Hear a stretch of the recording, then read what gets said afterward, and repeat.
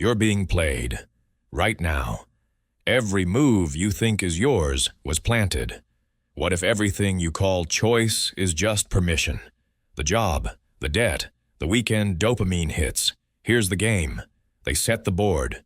You move their pieces. You lose quietly. Why do 3% break free while 97% stay trapped in the same cycle for decades? What single decision separates players from pawns, and why does no one teach it? The Matrix isn't sci-fi.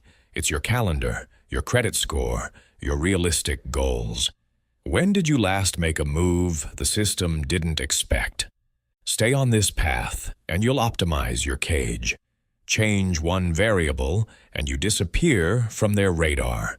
This audiobook shows you the invisible game, then hands you the controller. Let me tell you what's really happening while you sleep, work, and scroll. There's a game running beneath the surface of everything you do. Most people never see it. They wake up, follow the path laid out for them, make the approved choices, and call it freedom. But freedom doesn't come with a mortgage, pre-approval, and a 40-year timeline. Freedom doesn't need permission. The Matrix I'm talking about isn't some conspiracy theory. It's simpler and more insidious than that. It's the default path, the one that feels safe, the one everyone recommends, the one that slowly turns you into a piece on someone else's board. You learn to play checkers when the real game is chess. Worse, you learn to move pieces you don't even own. Every decision you think is yours was shaped by invisible hands. Where you work, what you buy, how you spend your time, what you consider possible.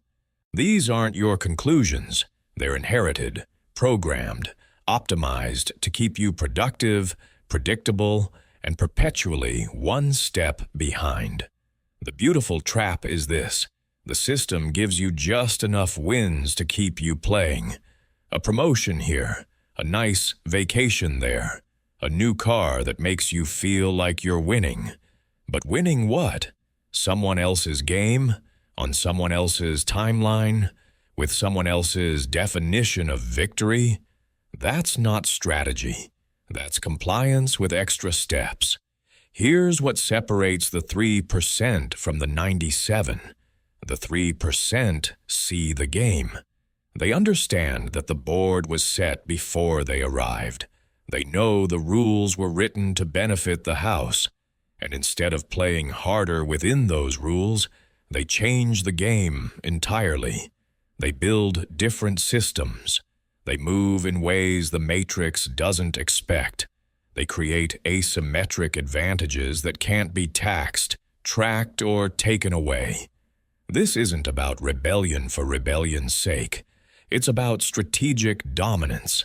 It's about looking at the chessboard of your life and asking a question most people never ask.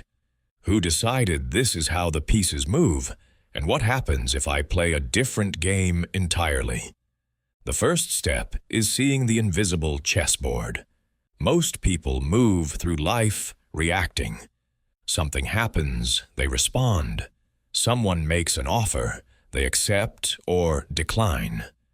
An opportunity appears, they take it or pass. This is pawn-level thinking. Pawns move one square at a time. They react to the board in front of them. They never see the larger pattern. They don't think 3 moves ahead because they're too busy surviving the current move. Players think differently. They see the whole board. They understand that every move creates a new position. Every choice opens some doors and closes others. Every decision is really a vote for the kind of game you want to play. When you choose the stable job with the predictable paycheck, you're voting for security over sovereignty. When you finance the lifestyle instead of building assets, you're voting for appearance over advantage. When you spend your free time consuming instead of creating, you're voting to stay on the board instead of designing your own. None of these choices are wrong in isolation, but together they form a pattern, and that pattern determines whether you're a player or a piece. The matrix operates on patterns. It needs you to be predictable. It needs you to make the same moves everyone else makes. It needs you to want the same things, fear the same risks, and define success the same way. Because predictable people are manageable people, and manageable people don't disrupt the game. Think about the last major decision you made: buying a house, taking a job, starting a relationship, going to college. How much of that decision was truly yours? How much was based on what you were supposed to do, what looked good, what other people validated, what felt safe? I'm not saying you made the wrong choice. I'm saying the process itself might be compromised. If you're making decisions based on external validation, you're not playing your own game. You're performing in someone else's. Let me give you a real scenario. There's a guy named Marcus, 32 years old. Good job at a tech company. Makes 6 figures. Everyone thinks he's winning. His parents are proud. His friends are impressed. His social media looks perfect. But Marcus is trapped, and he knows it. He makes good money, but he has no time. He has status, but no freedom. He has security, but it's contingent on staying in a system that exhausts him. One day, Marcus is sitting in a strategy meeting. His boss is talking about quarterly targets. Everyone around the table is nodding, taking notes, acting engaged. Marcus looks around and has a strange thought. We're all playing a game where the prize is getting to play again next quarter. The goal isn't to win, it's to keep playing. He leans over to his colleague Sarah and whispers, "Do you ever feel like we're just moving pieces someone else put on the board?" Sarah looks at him like he's crazy. "That's the job, Marcus. What else would we be doing?" That moment right there, that's the moment of seeing. Marcus saw the board for the first time, and once you see it, you can't unsee it. The question becomes, what do you do with that vision? Most people see it and look away. It's too uncomfortable, too destabilizing, too risky to question the game when you're surviving inside it. But Marcus made a different choice. He started studying the game instead of just playing it. He started asking questions. Who benefits when I spend 40 hours a week building someone else's vision? What would happen if I redirected even 10 of those hours to building my own? What skills am I developing that I actually own versus skills that only have value inside this system? What information do I have access to that I'm not leveraging? What moves am I not making because I'm too busy making the moves everyone expects? These questions changed everything, not immediately, not dramatically, but strategically. Marcus started to operate differently. He stopped optimizing for promotion and started optimizing for optionality. He stopped networking to climb the ladder and started building relationships outside the system. He stopped spending money to look successful and started investing in assets that created freedom. He went from being a piece on the company's board to being a player building his own.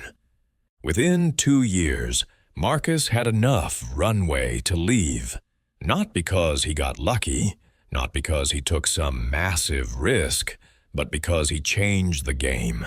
He stopped playing corporate chess and started playing a different game entirely. One where he set the objectives, one where he controlled the timeline, one where victory meant freedom, not just a bigger paycheck in the same cage. The invisible chessboard has 7 rules. These aren't written down anywhere. They're not taught in school. They're the operating system running beneath the surface, and until you see them, you're following them unconsciously. Rule 1 is simple. Keep moving. The system rewards motion over direction.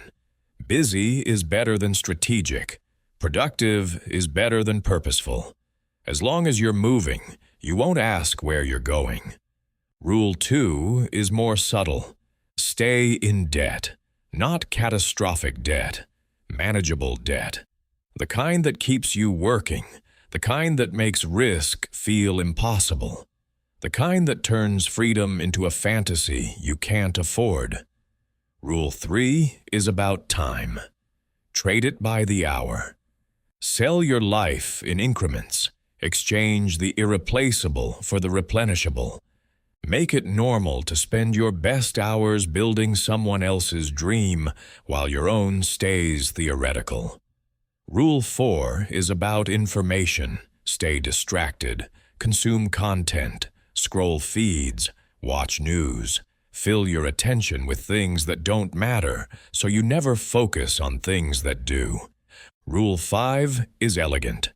Make comparison the metric. Don't measure your life against your potential. Measure it against your neighbors. As long as you're keeping up with them, you'll never get ahead of the system. Rule 6 is about identity. Tie it to your role. You're not a person with a job. You're your job title. You're not a human with interests. You're your career. When your identity is your position in the matrix, leaving feels like suicide. And Rule 7 is the most important. Make it all seem normal. Call it responsibility. Call it being realistic. Call it growing up. Make the cage so comfortable that questioning it seems crazy. These 7 rules keep 97% of people locked in. Not because they're stupid, not because they lack ambition, but because they can't see the rules they're following. And you can't break rules you don't know exist. The shift from pawn to player starts with a simple recognition. You've been playing someone else's game with someone else's pieces toward someone else's objective. And that stops now. The pawn-to-player shift isn't a single decision. It's a psychological break. It's the moment you stop asking, "How do I win this game?" and start asking, "What game do I actually want to play?" Pawns accept the board as it is. Players redesign the board. Pawns move where they're told. Players decide where the value is and move there. Pawns think in terms of next step. Players think in terms of endgame. This shift terrifies most people. Because once you see yourself as a player, you can't blame the board anymore. You can't point to your boss, your industry, your economy, your circumstances, and say, "That's why I'm stuck." Players don't get stuck. They get strategic. They assess the board, identify the high-value positions, and make moves to capture them.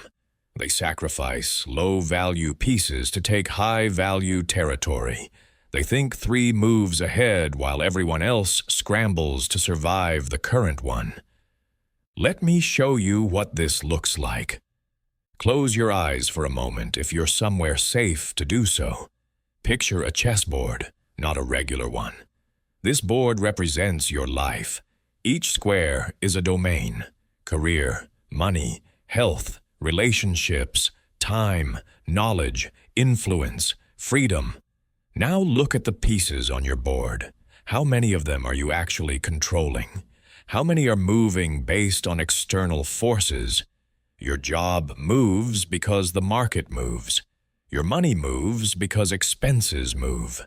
Your time moves because obligations move. Your health moves because stress moves.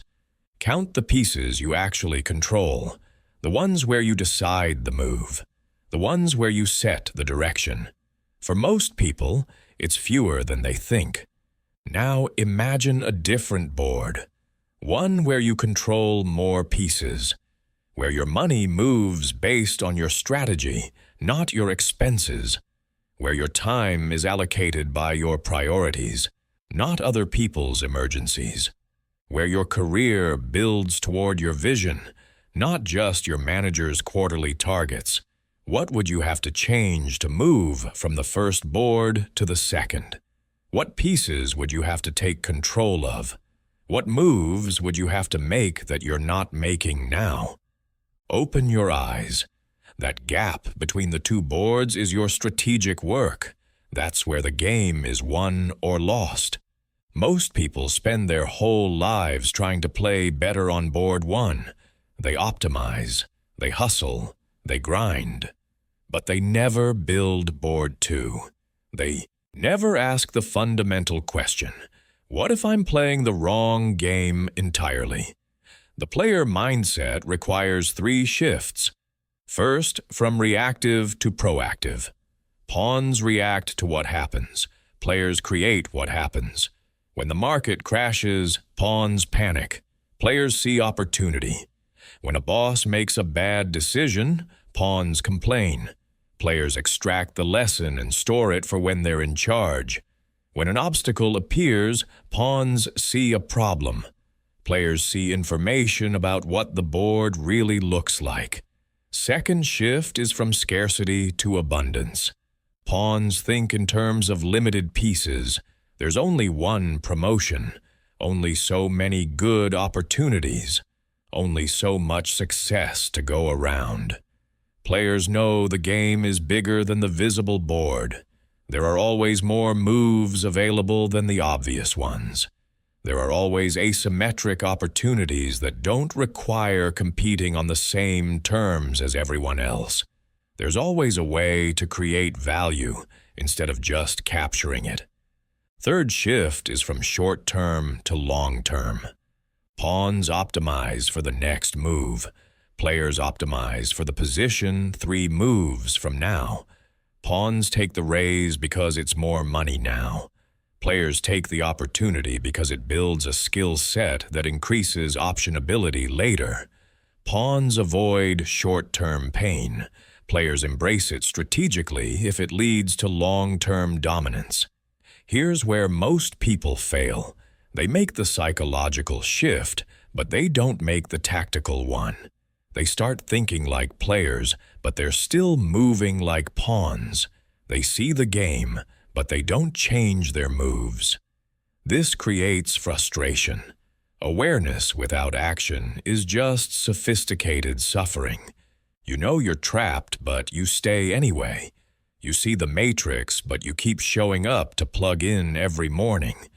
The tactical shift requires something uncomfortable. You have to start moving in ways the system doesn't expect.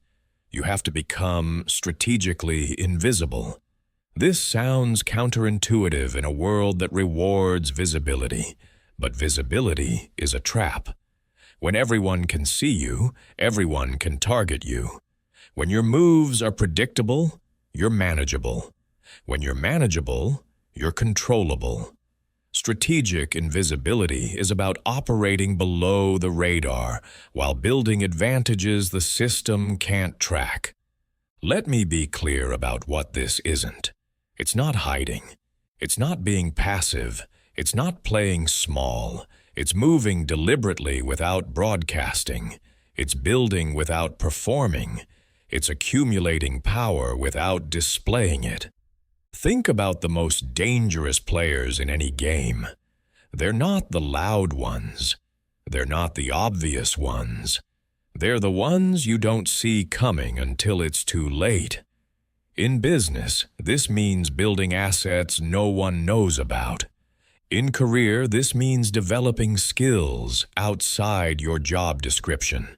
In finance, this means creating income streams that don't appear on your LinkedIn.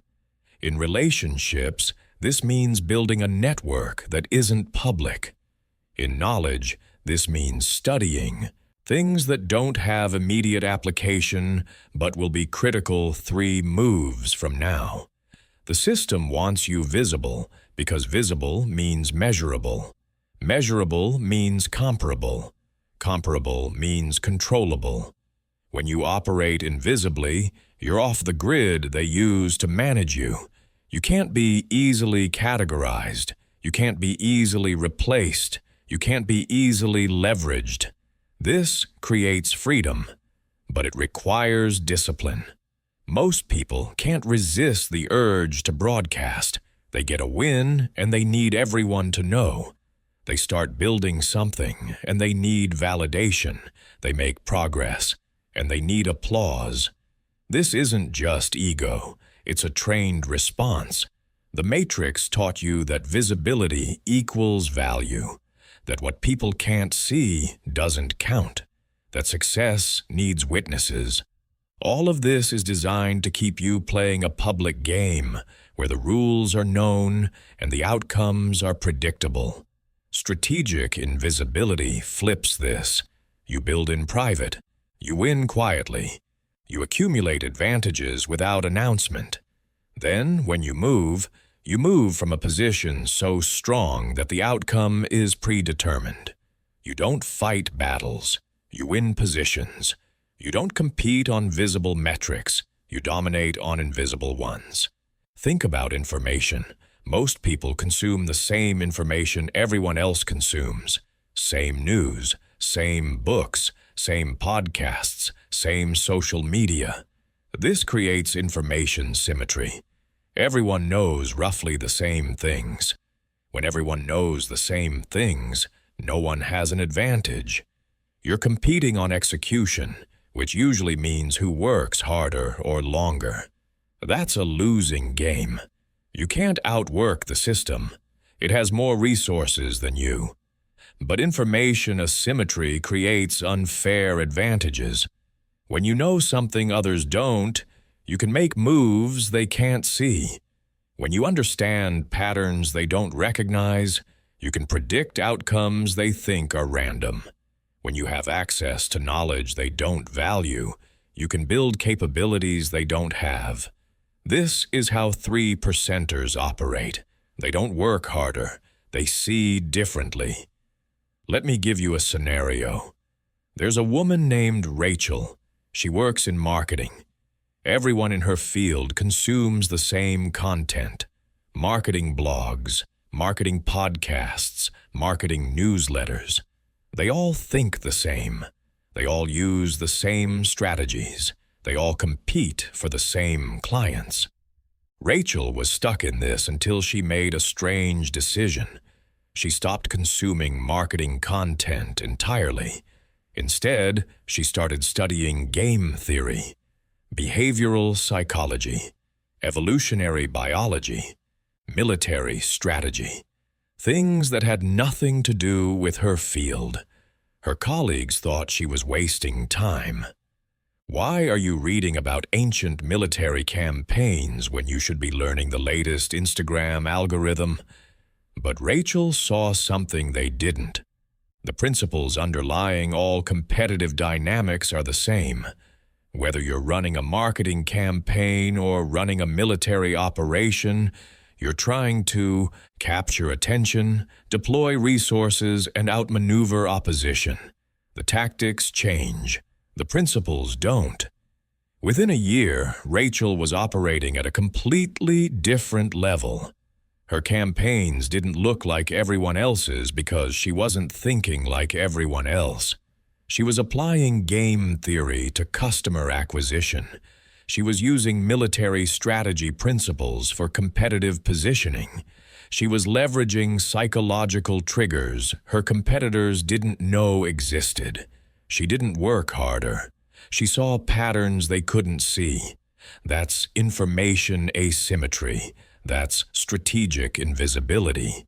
She wasn't competing on the same board anymore. She was playing a different game. The question you need to ask yourself is this: what information are you consuming that everyone else is consuming? And what could you study that would give you an asymmetric advantage?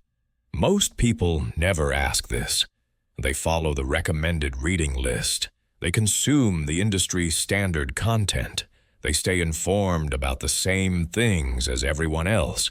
This keeps them symmetrical, replaceable, competing on effort instead of insight. Strategic players identify knowledge gaps. They find domains where critical information exists, but most people aren't looking. They study second and third order effects, while everyone else focuses on first order outcomes. They understand systems while everyone else optimizes tactics. They learn principles while everyone else chases techniques. This creates a gap, and that gap is power. But information alone isn't enough. You need the discipline to think 3 moves ahead. This is where most people fail. They see the opportunity in front of them, and they take it. They don't ask what that opportunity costs them. They don't ask what position it puts them in. They don't ask what doors it closes. They optimize for the current move and wonder why they end up in weak positions. The 3-move checkmate principle is simple. Before you make any significant move, think 3 moves ahead. What position will this put me in? What will be available to me then that isn't available now? What will I have to sacrifice later if I take this now? What patterns am I setting in motion? Every move creates the conditions for the next move. If you're only thinking about the current move, you're not playing chess. You're playing checkers. Here's how this works in practice. You get a job offer, good money, prestigious company. Everyone says take it, but you think 3 moves ahead. Move 1 is taking the job. Move 2 is what happens after 6 months when you're embedded in their system. Move 3 is what options you have when you want to leave. If move 3 leaves you with fewer options than you have now, move 1 might be a trap, even if it looks like a win. Compare that to a different opportunity, less money, less prestige, but it teaches you skills that are portable. It gives you access to networks outside the system. It builds capabilities that increase your optionality. Move 1 looks worse, but move 3 puts you in a dominant position. That's strategic thinking. That's playing for position instead of points. Most people take the first opportunity. They optimize for the immediate win. Then they wonder why they feel trapped 3 years later. They didn't think 3 moves ahead. They played the hand in front of them without asking what game they were really playing. Players do the opposite. They sacrifice immediate wins for long-term position. They take less money now for more freedom later. They choose harder paths that lead to easier futures. They think in terms of what board they'll be playing on 3 moves from now. This requires a specific kind of discipline. You have to resist the immediate reward. You have to ignore what looks good to other people. You have to trust your strategic vision more than you trust social validation. Most people can't do this. The pull of the immediate win is too strong. The need for external approval is too powerful. The fear of looking stupid by choosing the less obvious path is too great. But here's the truth. Every person operating at the 3% level made moves that looked wrong to the 97%. They took paths that seemed risky. They made sacrifices that seemed unnecessary. They chose options that seemed suboptimal. But they were thinking 3 moves ahead. They were playing for checkmate, not just check. They were building position, not just scoring points. Think about your current situation. What move are you considering right now? A job change, an investment, a relationship, a location, a skill to develop. Now think 3 moves ahead. Where does that move put you? What's available from that position? What constraints does it create? What opportunities does it open? What would you have to do next to capitalize on it? And what position are you in after that? If you can't see 3 moves ahead, you don't have enough information to make the move. You're gambling, not strategizing. You're hoping, not planning. You're reacting, not playing. And the Matrix loves reactive players. They're predictable. They move when pushed. They take the bait. They optimize locally while losing globally. They win battles and lose wars. Strategic players refuse to move until they see the pattern. They gather information. They study the board. They identify the high-value positions. They map out the sequence. Then they move with precision. One move that sets up the next move that sets up the checkmate. This looks slow to people thinking one move at a time, but it's actually faster because you're not making moves you have to undo later. You're not backtracking. You're not recovering from mistakes. You're executing a sequence that was designed to win. Let me tell you about weaponizing information asymmetry in detail. This is where the game gets interesting. Most people think competition is about working harder or being more talented. That's what the system wants. You to believe because it keeps you on the treadmill. But real competitive advantage comes from knowing things others don't, seeing patterns others miss, understanding dynamics others ignore. Information asymmetry is the most powerful weapon in strategic warfare, and most people don't even know it exists. Here's how the Matrix keeps you symmetrical. It gives everyone access to the same information, same news sources, same educational content, same best practices, same industry standards. This creates a level playing field, which sounds fair but actually benefits the house. When everyone has the same information, competition becomes about execution, and execution competition favors whoever has more resources, more time, more money, more people. You can't win that game as an individual. The system always wins. But when you have information others don't, the game changes. You can make moves they don't understand. You can see opportunities they don't recognize. You can avoid traps they don't see coming. You can predict outcomes they think are random. This isn't about being smarter. It's about seeing differently. And seeing differently comes from looking where others aren't looking. There are 3 types of information asymmetry. First is knowledge asymmetry. You know facts, principles, or skills that others in your domain don't have. This usually comes from studying outside your field. Rachel, from the earlier example, had knowledge asymmetry. She understood game theory and military strategy in a field that only studied marketing. That knowledge gap gave her a massive advantage. Her competitors literally couldn't understand why her strategies worked because they didn't have the framework to see what she was doing. Second is access asymmetry. You have access to people, places, or information that others don't. This comes from building relationships outside the normal channels. Most people network within their industry. They go to the same conferences, join the same groups, connect with the same people. This creates symmetrical access. Everyone knows everyone. Everyone has the same relationships. Access asymmetry means you're connected to networks others don't even know exist. You're in rooms where decisions are made before they're announced. You're part of conversations that shape outcomes before they're public. Third is interpretation asymmetry. Everyone might have access to the same raw information, but you interpret it differently because you're using different frameworks.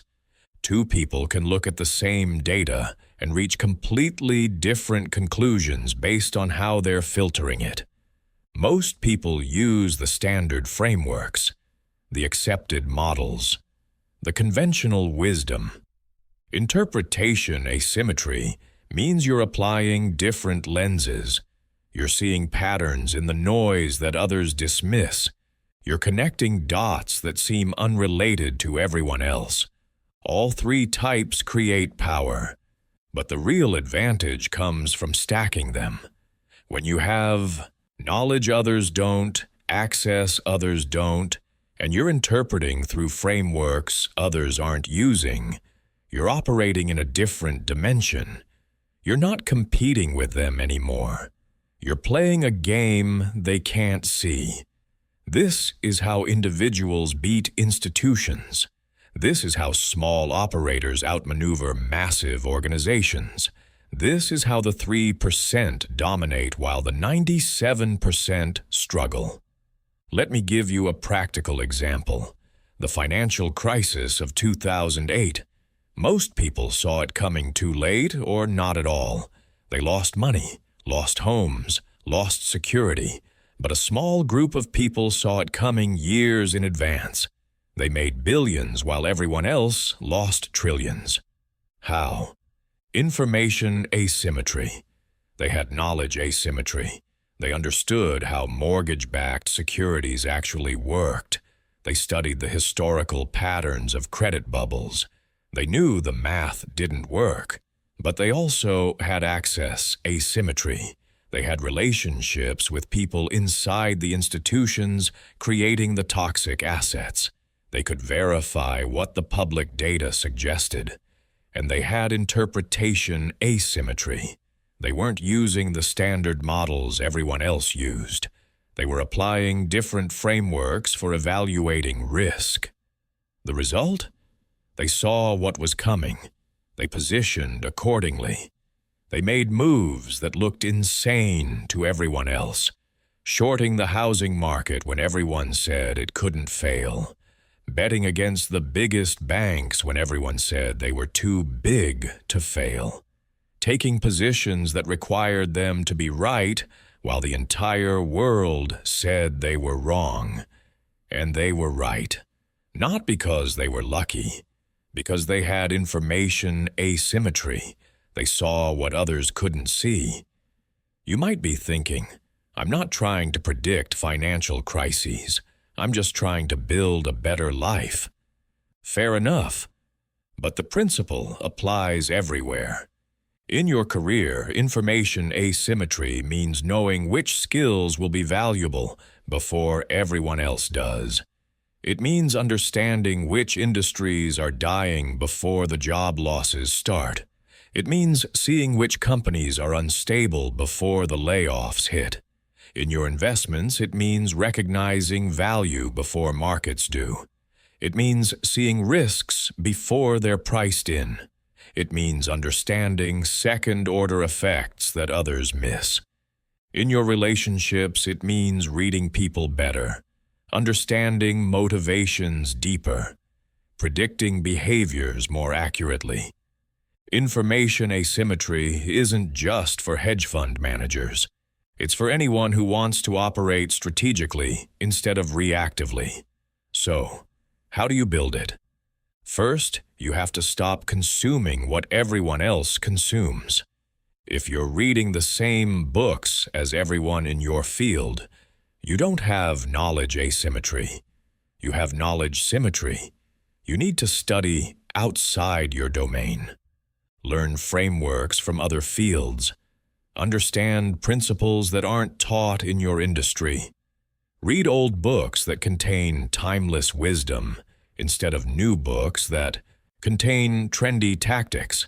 Study history, study psychology, study systems thinking, study game theory, study evolutionary biology, study warfare, study negotiation.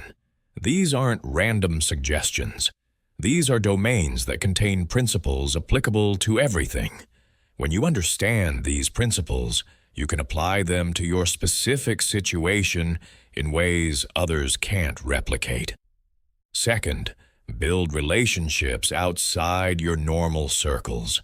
If everyone you know is in your industry, you don't have access asymmetry. You need to connect with people in different fields, different levels, different contexts. You need to be in conversations that aren't happening in your usual spaces.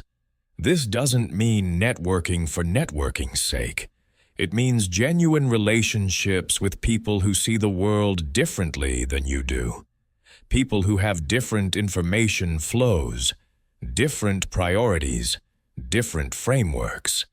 These relationships give you windows into worlds you wouldn't otherwise see. They give you early signals about changes coming. They give you options when you need them. Third, develop your own frameworks for interpretation. Stop using the standard models everyone else uses. Question the assumptions. Test the logic. Look for gaps. Build your own way of filtering information. This doesn't mean ignoring expert opinion. It means having your own way of evaluating it. When everyone says something is impossible, what would have to be true for it to be possible? When everyone says something is certain, what could disrupt that certainty? When everyone agrees on a trend, what counter-trend might be building beneath the surface? Independent thinking isn't about being contrarian. It's about being thoughtful. It's about doing your own work instead of outsourcing your thinking to consensus. Here's the trap most people fall into. They want the asymmetry without the work. They want the insight without the study. They want the advantage without the investment. They look for shortcuts, hacks, secrets, some magic piece of information that will change everything. But information asymmetry doesn't come from one piece of information. It comes from a systematic difference in how you gather, process, and apply information. It's a practice, not a possession. It's a discipline, not a discovery. You have to commit to being a student of the game, not just your game. The game underneath all games. The principles that apply everywhere. The patterns that repeat across contexts. The dynamics that drive outcomes regardless of domain. When you understand these, you can walk into any situation and see things others miss. You can enter any field and identify the leverage points. You can face any challenge and design a solution that others think is impossible. But here's the uncomfortable part. Information asymmetry creates responsibility. When you see things others don't see, you can't claim ignorance anymore. When you know things others don't know, you have to act on that knowledge or live with the consequences of not acting. When you understand what's coming before it arrives, you have to position accordingly or accept that you chose not to. This terrifies most people. They'd rather not see. They'd rather not know. They'd rather stay symmetrical, because symmetry lets them blend in. Asymmetry makes you responsible. It makes you different. It makes you unable to hide in the crowd. Strategic players accept this. They want the responsibility because they want the power. They want to see what's coming because they want to position for it. They want to know what others don't because they want the advantage. They're willing to be different because they're playing for different stakes. They're not trying to keep up. They're trying to get ahead. They're not trying to fit in. They're trying to break out. Think about your information diet right now. What are you consuming? Where is it coming from? Who else is consuming it? If the answer is everyone in my field, you're trapped in symmetry. You need to break out. You need to find different sources, different domains, different perspectives. You need to study things that seem unrelated to your goals, but contain principles that could transform your approach. You need to build knowledge asymmetry deliberately and systematically. Now think about your access. Who do you know? Where can you go? What conversations are you part of? If the answer is the same people, places, and conversations as everyone else in your position, you're trapped in symmetry again. You need to expand. You need to connect with people outside your bubble. You need to get into spaces where different information flows. You need to build access asymmetry intentionally. Finally, think about your frameworks. How do you make sense of information? What models are you using? Where did those models come from? If you're using the standard frameworks everyone else uses, you're going to reach the same conclusions everyone else reaches. You need to develop your own way of thinking, your own way of filtering, your own way of connecting dots. You need to build interpretation asymmetry consciously. This is uncomfortable work. It requires going against the grain. It requires trusting your own thinking over consensus. It requires being willing to be wrong in ways that are uniquely yours, instead of wrong in ways that are collectively acceptable. But this is the price of asymmetry. And asymmetry is the price of dominance. You can't dominate while being symmetrical. You can't lead while following the same path as everyone else. You can't win a different game while playing by the same rules. Let's talk about anti-fragility now. This is one of the most misunderstood concepts in strategic thinking. Most people think the goal is to be resilient, to be strong enough to withstand shocks, to be tough enough to survive chaos. But resilience is defensive. It's about not breaking. Anti-fragility is offensive. It's about getting stronger from chaos. It's about using disorder as fuel. It's about building systems that don't just survive stress, but thrive because of it. The Matrix wants you fragile. It wants you dependent on stability. It wants you invested in things staying the same. It wants your income tied to one source, your identity tied to one role, your security tied to one system. Because when you're fragile, you're controllable. You can't afford disruption. You can't risk instability. You need things to stay predictable. This makes you easy to manage, easy to leverage, easy to trap. Anti-fragile systems work the opposite way. They benefit from volatility. They grow stronger under stress. They use chaos as opportunity. When the market crashes, fragile investors lose everything. Resilient investors survive. Anti-fragile investors get richer because they positioned to profit from the crash. When an industry disrupts, fragile workers lose their jobs. Resilient workers find new jobs. Anti-fragile workers saw the disruption coming and built skills that are more valuable after the change. Anti-fragility requires specific design principles. First, you need optionality. This means having multiple paths available at any time, multiple income streams, multiple skill sets, multiple relationships, multiple geographic options, multiple identities. When you have optionality, chaos creates choice instead of crisis. Something fails? You have alternatives. Something disrupts? You have options. Something changes? You have flexibility. Fragile people have one path. When it closes, they're stuck. Anti-fragile people have many paths. When one closes, they have others. When chaos hits, new paths appear. Second, you need asymmetric upside.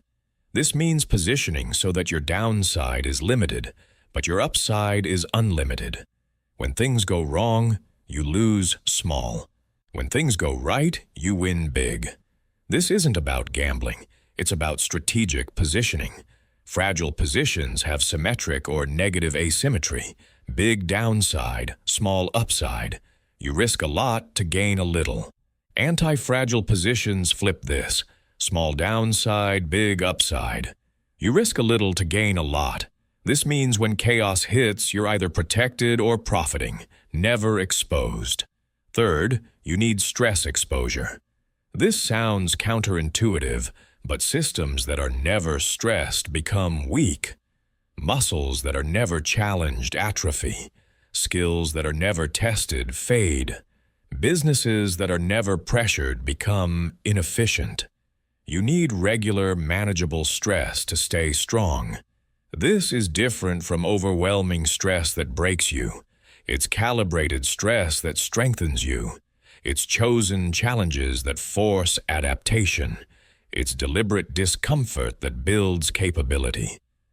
Let me show you what this looks like in practice. Take income. Fragile income is one job, one salary, one source. If that source disappears, you're in crisis. You have no options. You're desperate. You'll take anything. Resilient income is one job, but with savings. If the job disappears, you have a buffer. You can survive while you find another job.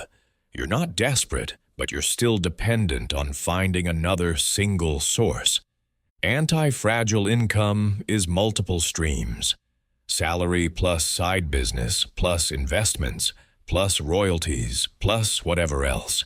If one stream disappears, you're annoyed but not threatened. You still have income.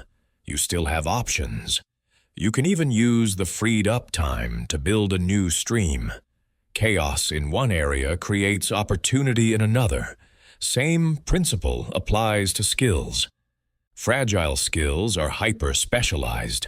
You're amazing at one thing, but that one thing is tied to a specific context, a specific industry, a specific technology. When that context changes, your skills become obsolete. Resilient skills are transferable. You can do your thing in multiple contexts. If one industry dies, you can move to another. Anti-fragile skills are principle-based.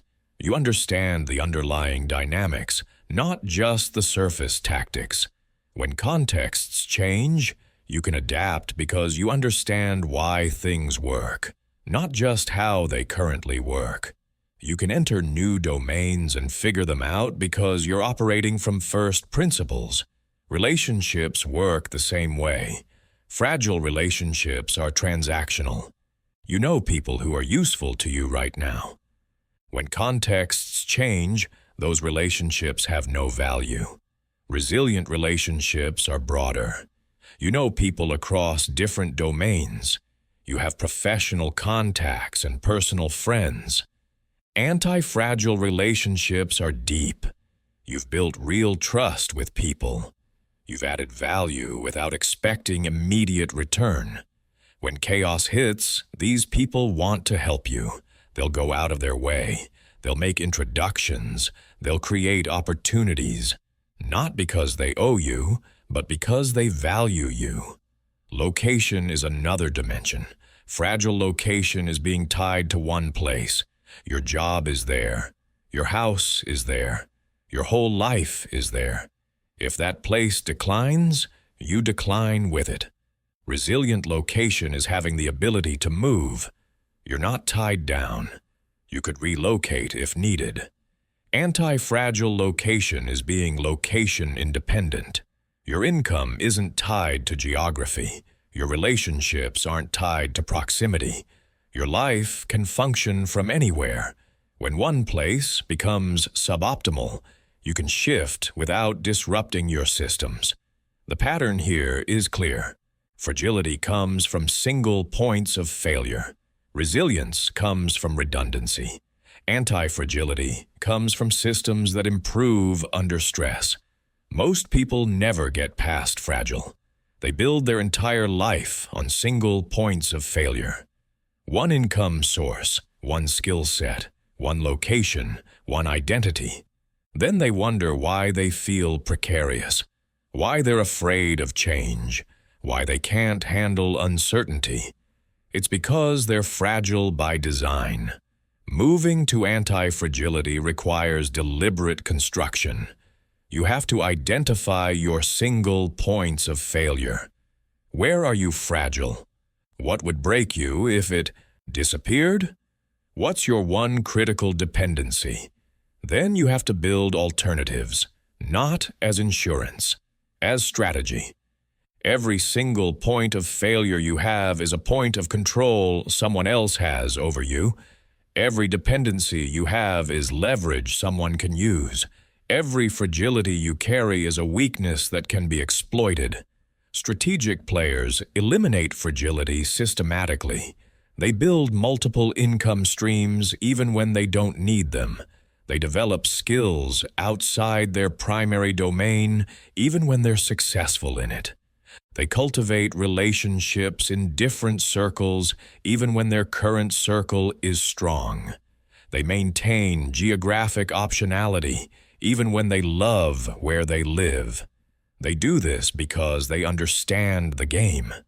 Fragility is temporary comfort. Anti-fragility is permanent power.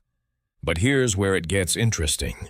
Anti-fragility isn't just defensive. It's not just about protecting yourself from chaos. It's about positioning to profit from chaos. Because chaos is constant. Change is inevitable. Disruption is coming. The question isn't whether it will happen. The question is whether you'll be destroyed by it or enriched by it. Fragile people get destroyed. Resilient people survive. Anti-fragile people get richer, stronger, and more powerful. Think about every major disruption in the last 20 years. The internet, social media, smartphones, remote work, AI, crypto. Every single one destroyed some people and made others wealthy. What was the difference? Positioning. The people who got destroyed were fragile. They were invested in the old system. They needed things to stay the same. They resisted change. They fought disruption. They lost. The people who got wealthy were anti-fragile. They saw disruption coming. They positioned to benefit from it. They built skills and systems that would be more valuable after the change. They won. This pattern repeats forever. Disruption favors the anti-fragile. Stability favors the fragile. If you're optimized for stability, you're making a bet that things won't change. That's a terrible bet. Things always change. Systems always evolve. Industries always disrupt. Technologies always advance. If you're not positioned to benefit from change, you're positioned to be damaged by it. There's no neutral position. You're either anti-fragile or you're at risk. So how do you build anti-fragility starting now? First, audit your fragility. Map your dependencies. What can't you lose? What would break you? What do you need to stay stable? Write it down. Every single point of fragility is a strategic priority to fix. Second, build optionality. For every single point of failure, create an alternative. Second income stream. Second skill set. Second location option. Second relationship network. This isn't paranoia, it's strategy. Third, seek stress. Challenge yourself. Put yourself in situations that force adaptation.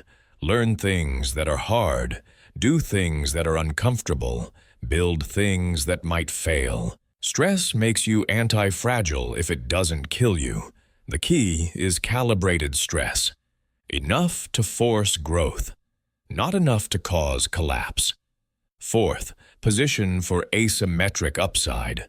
Look for opportunities where your downside is capped, but your upside is unlimited. Small investments in new skills, small bets on emerging trends, small experiments in different domains. If they fail, you lose small. If they succeed, you win big. This is anti-fragile positioning. You can't lose much, but you can win a lot. Fifth, study disruption. Don't fear it. Understand it. What industries are dying? What's replacing them? What skills are becoming obsolete? What's becoming valuable? Where is chaos coming? How can you position to profit from it? Anti-fragility isn't a destination. It's a practice. You're never fully anti-fragile. You're always building toward it. Always eliminating dependencies. Always creating options. Always seeking controlled stress. Always positioning for asymmetry. This is how you play the long game. This is how you turn chaos into fuel. This is how you make the matrix work for you instead of against you. Let me tell you about the enemy study protocol. This is advanced level strategy, and most people never get here because it requires a level of discipline that feels extreme. But extreme discipline creates extreme results. The enemy study protocol is simple. You study your competition, your obstacles, and your opposition so thoroughly that you can predict their moves before they make them. You understand their patterns better than they understand them. You see their weaknesses before they become obvious. You know where they'll move before they move there. This sounds paranoid to people who think in friendly terms, but strategy isn't friendly. Strategy is about winning, and you can't win if you don't understand what you're up against. The Matrix has studied you. It knows your patterns. It knows your weaknesses. It knows how you'll respond to different stimuli. That's why it's so effective at keeping you in the game. It's not guessing, it's predicting. And it's predicting because it has data. It has patterns. It has models of how you operate. You need to flip this. You need to study the things opposing you with the same intensity they study you. This doesn't mean everyone is your enemy. It means everything that stands between you and your objectives needs to be studied, understood, mapped, predicted.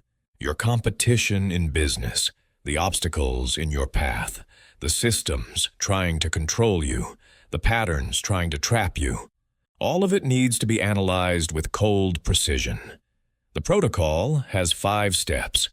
First, identification. Who or what is actually opposing you? Most people get this wrong. They focus on obvious competition, the person going for the same promotion, the company in the same market. But often the real opposition is structural. It's the system itself. It's the way things are organized. It's the incentives that drive behavior.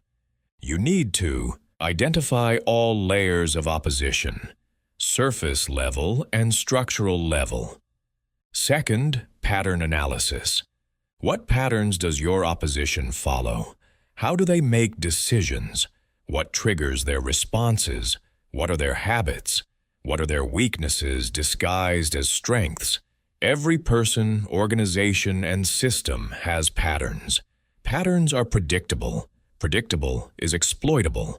You're looking for the rhythms, the cycles, the tendencies, the defaults. When X happens, they do Y. When they're stressed, they resort to Z. When they're confident, they overextend into A. These patterns are gold, because once you see them, you can trigger them, you can predict them, you can exploit them. Third, weakness mapping. Where are they fragile? Where are they overextended? Where are they blind? Every system has weaknesses. Every person has blind spots. Every organization has vulnerabilities. You're not looking to be malicious. You're looking to be strategic. Where can you move that they can't counter? Where can you apply pressure that creates disproportionate impact? Where can you operate that they don't see? This is how small players beat big institutions. They find the weaknesses and concentrate force there. Fourth, simulation. You mentally simulate their responses. If I move here, they'll move there. If I apply pressure here, they'll react there. You game out scenarios. You predict reactions. You see 3 moves ahead, not just for your moves, but for theirs. This is chess-level thinking.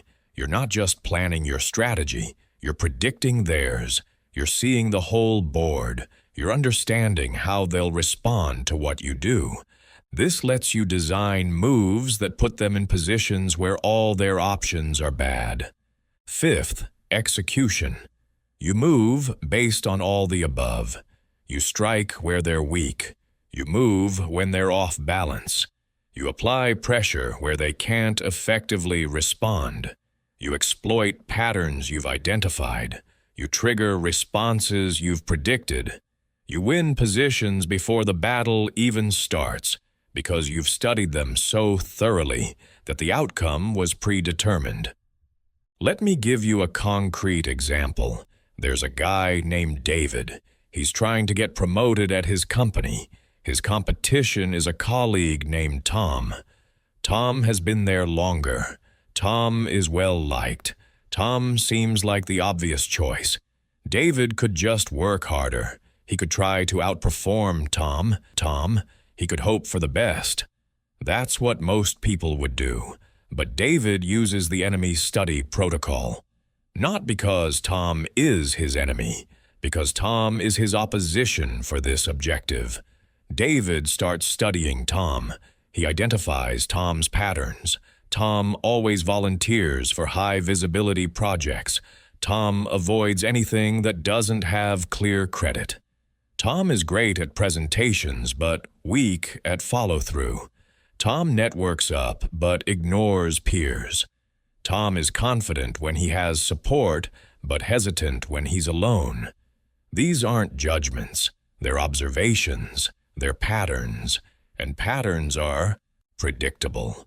David maps the weaknesses. Tom's need for visibility means he overcommits. His weak follow-through means projects often stall after the launch. His upward-only networking means he doesn't have strong peer support. His confidence when supported pattern means he struggles with independent decisions.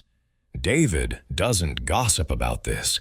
He doesn't weaponize it politically. He just knows it. And knowing it, he can move strategically. David starts making different moves. He takes on a complex project that doesn't have immediate visibility, but solves a critical problem. He ensures perfect follow-through. He builds strong relationships with peers across departments. He makes independent decisions and owns them. He's not trying to beat Tom at Tom's game. He's playing a different game. One where Tom's strengths are irrelevant and Tom's weaknesses are exposed. 6 months later, decision time comes. Tom has done more visible projects, but half of them stalled. He has executive attention, but he doesn't have peer support. He looks good in meetings, but the substance isn't there. David has done fewer visible things, but everything he touched succeeded. He has peer credibility. He has proven he can execute independently. The decision isn't even close. David gets the promotion, not because he worked harder, because he studied his opposition and moved strategically. This applies everywhere. In business, study your competitors until you can predict their product launches, their pricing moves, their marketing strategies, their hiring patterns. When you can predict them, you can counter them. You can move first. You can position in spaces they'll abandon. You can capture territory they don't value yet. In negotiations, study the other side until you understand their constraints, their pressures, their real objectives versus their stated ones. When you understand this, you can design offers they can't refuse. You can create value they didn't see. You can win terms that seem impossible. In career, study the system until you understand the real criteria for advancement, not the stated criteria, the real ones. What do people who succeed actually have in common? What patterns do they follow? What moves do they make? When you see the real game, you can play it better than people who think they're playing the stated game. In life, study the obstacles until you understand their nature. Is this obstacle fixed or movable? Is it real or perceived? Is it universal or contextual? When you understand obstacles, you can often find that they're not obstacles at all. They're filters. They're keeping out people who won't study them. The enemy's study protocol sounds cold. It sounds calculating. It sounds like it takes the humanity out of things. But it's actually the opposite. It's reality. The matrix is studying you. Your competition is analyzing you. The systems around you are measuring you. You can either study back or stay blind. Studying doesn't make you a bad person. It makes you a strategic person. It makes you someone who sees clearly instead of hoping blindly. But here's the critical part. You can't study your opposition if you're not willing to see uncomfortable truths. Most people want to believe everyone is playing fair, everyone has good intentions, everyone is doing their best. That's a beautiful sentiment. It's also strategically naive. Some people are playing fair, some aren't. Some have good intentions, some don't. Some are doing their best, some are sabotaging. You need to see what's actually happening, not what you want to be happening. This doesn't mean becoming paranoid. It doesn't mean assuming everyone is out to get you. It means being clear-eyed. It means observing patterns without emotional attachment. It means seeing the board as it is, not as you wish it were. When you can do this, you gain a massive advantage, because most people can't. Most people need to believe comfortable narratives. They need to trust that systems are fair. They need to assume good faith. This makes them exploitable. This makes them predictable. This makes them manageable. You're different. You see clearly. You study thoroughly.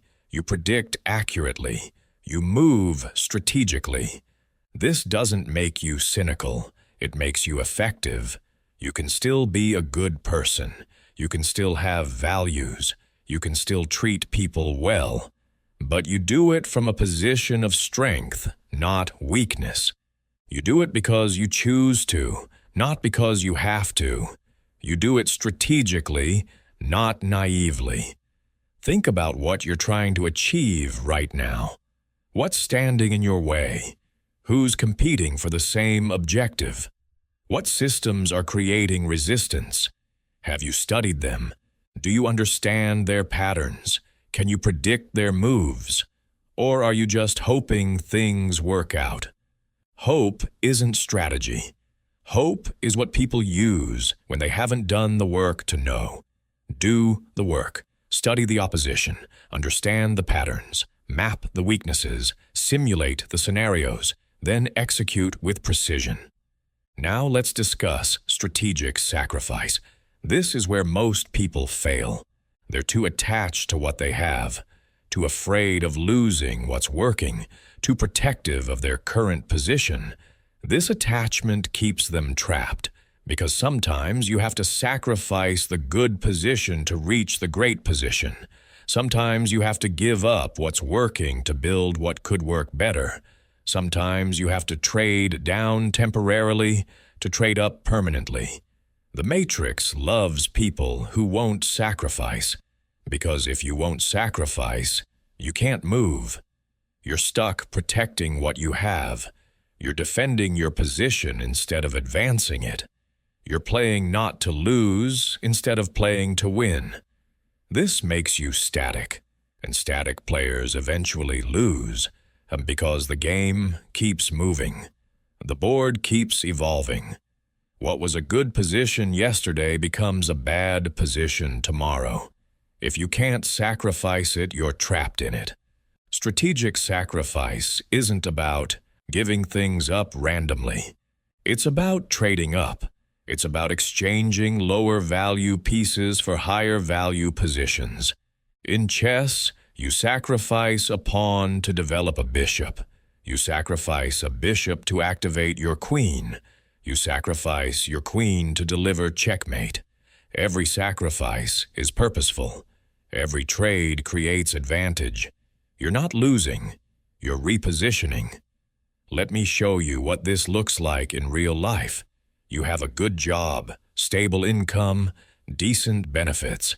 Everyone thinks you should keep it. But you see an opportunity. Start your own thing. Build something you control. Capture more upside. The The strategic move is to sacrifice the job, trade the security for sovereignty, trade the stable income for unlimited upside, trade the known path for the chosen path. Most people can't make this sacrifice. They're too attached to the security, too afraid of the risk, too protective of what they have. So they stay. And staying costs them everything they could have become. Or you have a relationship, it's fine, not great, not terrible, just fine. Everyone says relationships take work. You should stay committed. But you know it's keeping you in a limited version of yourself. The strategic move is to sacrifice it. Trade the okay relationship for the space to find a great one. Trade the familiar comfort for the possibility of actual fulfillment. Trade the fear of being alone for the opportunity to find real connection. Again, most people can't make this sacrifice. They're too afraid of the gap, too attached to the familiar, too protective of what they have, even if it's mediocre. The pattern is always the same. People hold on to good things that prevent great things. They won't trade up because trading up requires temporary loss. You have to give up the current position before you capture the better one. There's a gap, a transition, a period of uncertainty. Most people can't handle this. They need continuity. They need to know the next step before they take the current one. They need guarantees. Strategic sacrifice doesn't offer guarantees. It offers calculated risk with asymmetric upside. Here's how you know when to sacrifice. First, is the current position limiting your growth? If yes, it's time to consider sacrificing it. A job that pays well but teaches nothing new. A location that's comfortable but opportunity poor. A skill that's marketable now but becoming obsolete. A relationship that's stable but stagnant. A business that's profitable but can't scale. These are all positions worth sacrificing if you can see a higher value alternative. Second, is there a clearly better position available? You're not sacrificing just to sacrifice. You're trading up. You need to see the better position. Understand how to capture it. Know what it offers that your current position doesn't. If you can't articulate why the new position is superior, you're not ready to sacrifice the old one. You're just running away. Strategic sacrifice moves toward something, not just away from something. Third, can you survive the transition? This is critical. You need enough runway to make the sacrifice without catastrophic consequences. Enough savings to leave the job. Enough emotional resilience to end the relationship. Enough skill to switch careers. Enough network to change industries. If you can't survive the transition, the sacrifice is premature. You need to build the capability first, then sacrifice from strength, not desperation. Fourth, is the timing right? Markets cycle. Opportunities appear and disappear. Windows open and close. You need to sacrifice when the new position is available and accessible, not when it's theoretical, not when it might appear someday, but when it's actually there and you can actually capture it. Premature sacrifice leaves you in the gap with nowhere to go. Delayed sacrifice leaves you watching the opportunity close while you're still stuck in the old position. Let me tell you about a woman named Jennifer. She was a senior executive at a Fortune 500 company, making multiple six figures, stock options, retirement plan, the whole package. Everyone thought she had made it. But Jennifer saw something. The industry was changing. Her skills were becoming commoditized. Her position was powerful but ultimately capped. She could stay and ride it out, make good money for another decade or two, then retire. That's what everyone expected. But Jennifer made a different calculation. She saw that the real opportunity was in an emerging space adjacent to her industry. She had the expertise to move there. She had the network to make connections. She had the credibility to attract capital. But she couldn't do it while holding her current position. The executive job consumed all her time, all her energy, all her attention. If she wanted to capture the emerging opportunity, she had to sacrifice the executive position. Everyone told her she was crazy. You're at the peak of your career. You've worked 20 years to get here. Why would you leave? But Jennifer understood strategic sacrifice. She wasn't leaving because she failed. She was leaving because she succeeded. She had extracted everything valuable from that position.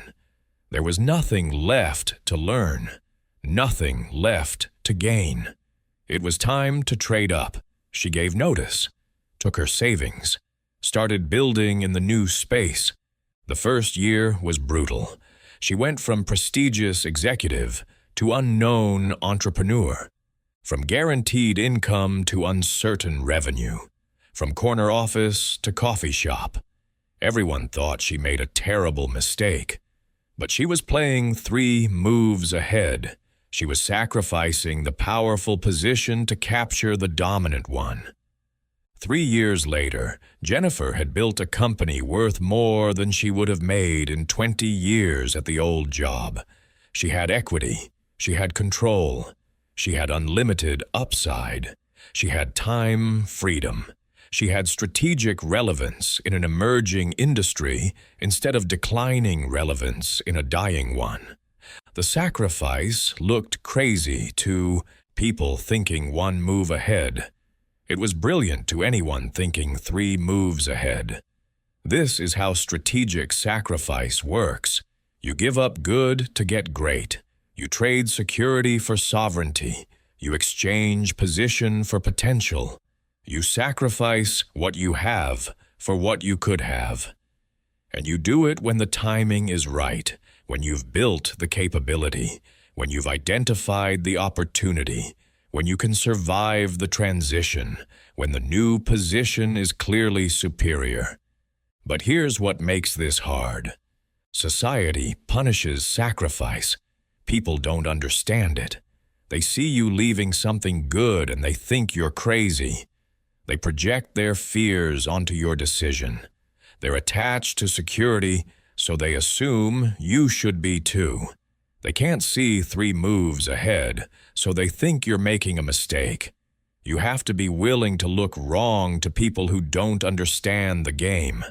You also have to be willing to experience the gap, the transition period between sacrificing the old position and capturing the new one. This gap is uncomfortable. You don't have the security of the old position anymore. You don't have the benefits of the new position yet. You're in between.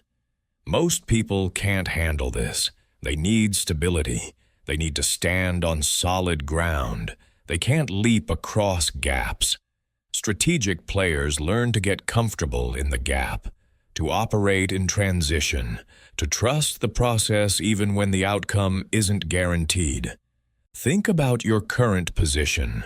What are you holding on to that you should sacrifice? What good thing is preventing the great thing? What security is blocking sovereignty? What comfortable situation is limiting growth? Be honest. Because the thing you're most afraid to sacrifice is probably the thing most holding you back. The job that's too good to leave. The relationship that's too familiar to change. The location that's too comfortable to abandon. The identity that's too established to shed.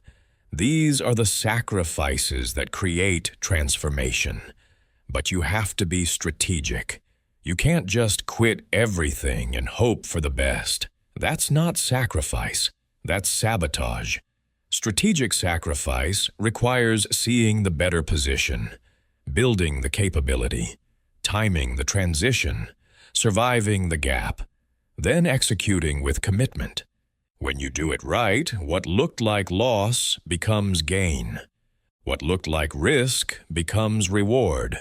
What looked like stepping down becomes stepping up. Let's talk about timing now.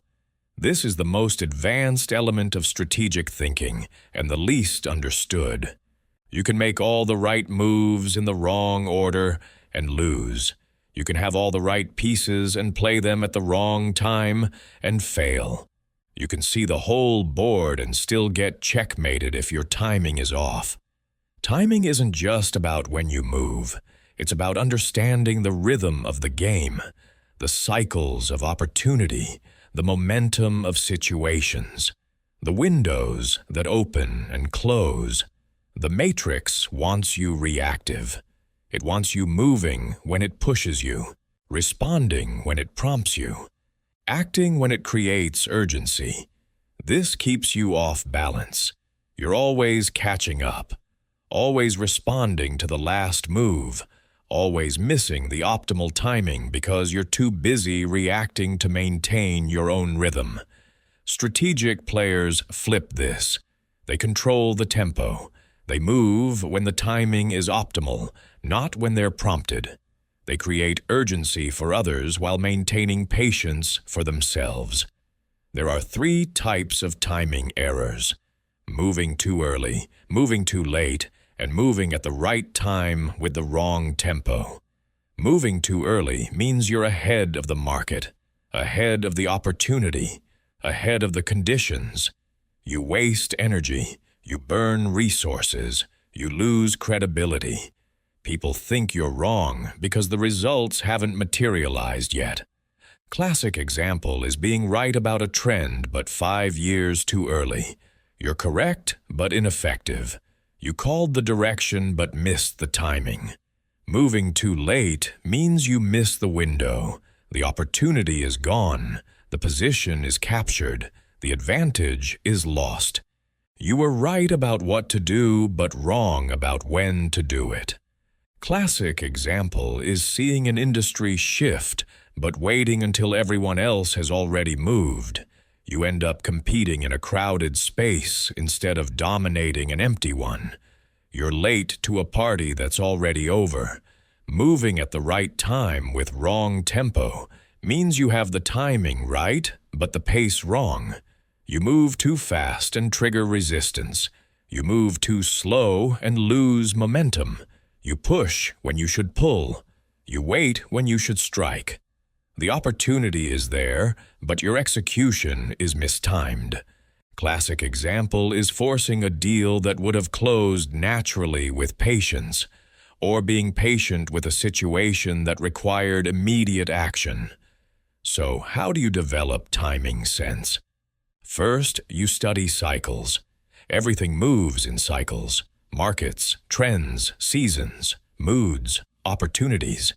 You need to understand where you are in the cycle. Are we at the beginning, the middle, the peak, the decline? Each phase requires different moves. What works at the beginning fails at the peak. What works at the peak fails in the decline. You can't use the same strategy across different cycle phases. Second, you recognize momentum. Momentum is real. When something has momentum, small efforts create big results. When something lacks momentum, big efforts create small results. You want to move with momentum, not against it. This doesn't mean following trends blindly. It means understanding when forces are aligned in your direction versus when you're fighting uphill. Fighting uphill occasionally makes sense. But you better have a damn good reason, because you're going to spend 10 times the energy for the same result. Third, you sense resistance. Every move meets some level of resistance. The question is whether the resistance is informational or structural. Informational resistance means people don't understand yet. Give it time and they'll get it. Structural resistance means the conditions aren't right. Push harder and you'll break. You need to know the difference. Informational resistance says wait and educate. Structural resistance says pivot or delay. Fourth, you track leading indicators. Most people watch lagging indicators.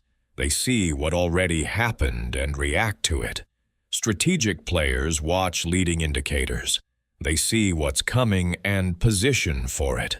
In markets, volume often leads price. In trends, early adopters lead mainstream. In culture, subcultures lead mainstream culture. If you're watching leading indicators, you see changes coming. You can move early, but not too early. You can position before the crowd, but not so far before that you're alone. Fifth, you practice patience. This is the hardest part, because patience feels like inaction. It feels like you should be doing something. The matrix rewards motion. It rewards hustle. It rewards visible effort. But strategic timing often requires waiting, sitting in position, maintaining readiness, conserving energy, waiting for the exact right moment. This is excruciating for people who need to feel productive. But productivity isn't always effectiveness. Sometimes the most effective thing you can do is nothing until the perfect moment. Let me give you a scenario. There's a guy named Alex. He's building a startup. He has a product. He has some early users. He needs to raise money. His instinct is to start fundraising immediately. Get the capital. Scale up. Move fast. That's what everyone says to do, right? Move fast and break things. But Alex studies the timing. He looks at the market cycle. Venture capital is tight right now. Valuations are down. Investors are scared. If he raises now, he'll get bad terms. He'll give away too much equity. He'll be raising from a position of weakness. So he makes a different choice. He delays the fundraising. Instead, he focuses on traction. He spends 6 months improving the product, growing the user base, generating revenue, building proof points. This is counterintuitive. Everyone says raise when you can, not when you need to. But Alex sees something they don't. The cycle is shifting. In 6 months, the market will be different. Investors will be more aggressive. Valuations will be better. And he'll have stronger metrics. 6 months later, exactly as he predicted, the market shifts. Capital starts flowing again. Investors start competing for deals. Alex goes out to raise. He has better metrics now. The market timing is better. The result? He raises twice as much money at a significantly better valuation. Same company, same founder, different timing, completely different outcome. If he had moved when his instinct said to move, he would have gotten a bad deal. By waiting for the right timing, he got a great deal. This is timing mastery. It's not about moving fast. It's about moving right. It's not about acting immediately. It's about acting optimally. It's not about seizing every opportunity. It's about seizing the right opportunities at the right time in the right way. Most people can't do this. They lack the patience. They lack the cycle awareness. They lack the ability to see 3 moves ahead. They move when prompted instead of when optimal. You need to develop this sense. Start paying attention to cycles in your domain. When do opportunities typically appear? When do they typically close? When is competition high? When is competition low? When are conditions favorable? When are conditions harsh? Map these patterns. Once you see them, you can predict them. Once you can predict them, you can time your moves to align with them. Pay attention to your own momentum. When things are flowing, push harder. When things are stuck, pause and reassess. Don't keep pushing when you have no momentum. You're just wasting energy. Either build momentum first or wait for conditions to shift. Pay attention to resistance. If every move is a fight, you're probably mistiming. Either you're too early or you're moving against the grain. Step back, wait, let conditions evolve. Then move when the path is clearer. Watch for leading indicators in your space. What signals come before opportunities appear? What patterns precede positive outcomes? What conditions create favorable timing? Once you identify these leading indicators, you can use them as triggers. When you see X, start preparing. When you see Y, start positioning. When you see Z, execute. This turns timing from guesswork into system, from luck into strategy, and practice patience. This is the discipline that separates strategic players from reactive ones. Most people move too soon because they can't sit still. They need to feel productive. They need to take action. They're uncomfortable with waiting. Strategic players understand that patience is a position. Waiting is a choice. Not moving is a move. Sometimes the most powerful thing you can do is nothing until the exact right moment. Then, when that moment arrives, you move with total commitment and overwhelming force. Think about a move you're considering right now. A career change, an investment, a relationship decision, a business pivot. Are you thinking about timing? Or are you just thinking about whether to do it? Because the whether matters less than the when. A good move at the wrong time becomes a bad move. An okay move at the perfect time becomes a great move. Study the cycles, check the momentum, sense the resistance, watch the leading indicators, practice patience. Then move when the timing is optimal, not just when the opportunity is present. Now let's build your counter matrix. This is where everything comes together. You've seen the invisible chessboard. You've shifted from pawn to player. You've learned strategic invisibility. You've mastered three-move thinking. You've weaponized information asymmetry. You've built anti-fragility. You've studied your opposition. You've practiced strategic sacrifice. You've developed timing sense. Now, you need to build an entirely new operating system. A system that runs on your rules, not theirs. A system designed for your objectives, not their expectations. A counter matrix. The default matrix has a specific design. It's built to extract value from you while giving you just enough benefit to stay compliant.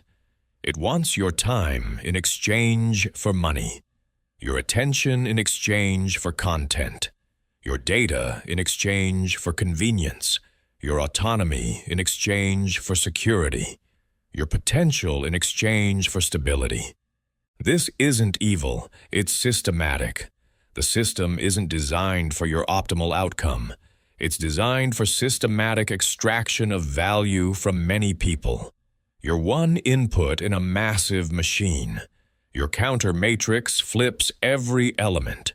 Instead of trading time for money, you build systems that generate money without trading time. Instead of trading attention for content, you create content that captures attention. Instead of trading data for convenience, you build knowledge that creates advantage. Instead of trading autonomy for security, you create security through autonomy. Instead of trading potential for stability, you build stability on your terms while maintaining unlimited potential. This requires designing 5 core systems. First is your wealth system. How does money flow to you? In the default matrix, money comes from one source. You work, you get paid. This creates dependency.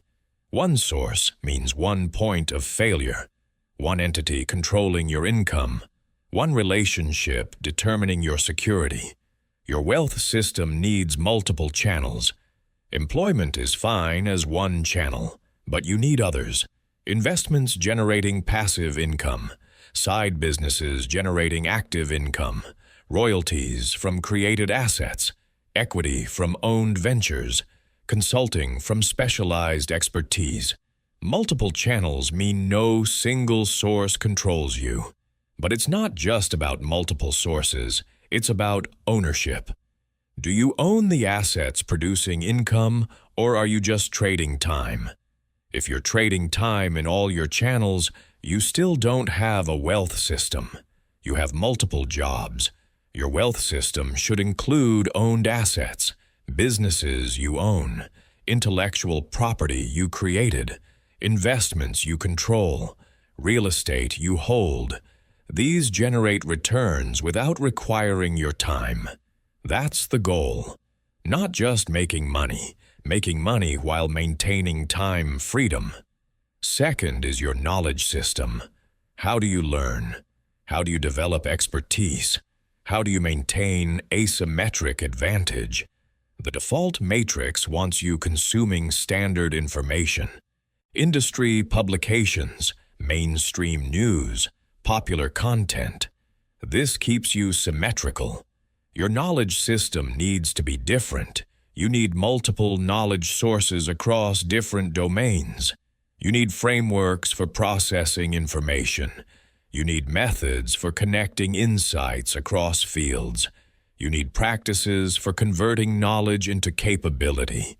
This means reading outside your field, studying timeless principles, learning frameworks from different disciplines, building mental models that apply broadly, developing your own thinking tools, creating your own interpretation methods, not just consuming what everyone else consumes, but deliberately seeking asymmetric information. This becomes your competitive advantage, your ability to see what others don't see, to understand what others don't understand, to connect what others don't connect. Third is your skill system. What capabilities do you have? Are they portable? Are they valuable across contexts? The default matrix wants you specialized, really good at one thing. That one thing is valuable within their system, but worthless outside it. Your skill system needs portable, principle-based skills, skills that transfer across industries, skills that increase in value over time, skills that compound with other skills, skills that can't be easily outsourced or automated. These are usually meta skills: strategic thinking, systems design, persuasive communication, leadership, negotiation, decision-making under uncertainty, building and managing teams. These skills apply everywhere. They're valuable in any context. They compound over time. The more you use them, the better you get. They can't be commoditized because they require judgment. Your skill system should focus on developing these while maintaining enough specialized knowledge to have credibility in specific domains. Fourth is your network system. Who do you know? Who knows you? Who would help you? The default matrix creates siloed networks. You know people in your industry, in your company, in your city. When you need to move, you're starting from scratch. Your network system needs to be diverse, deep, and distributed. Diverse means people across different industries, functions, and contexts. Deep means real relationships with mutual value, not just superficial connections. Distributed means global, not local, not dependent on one geography or one community. Building this requires intentionality. You can't just network within your bubble.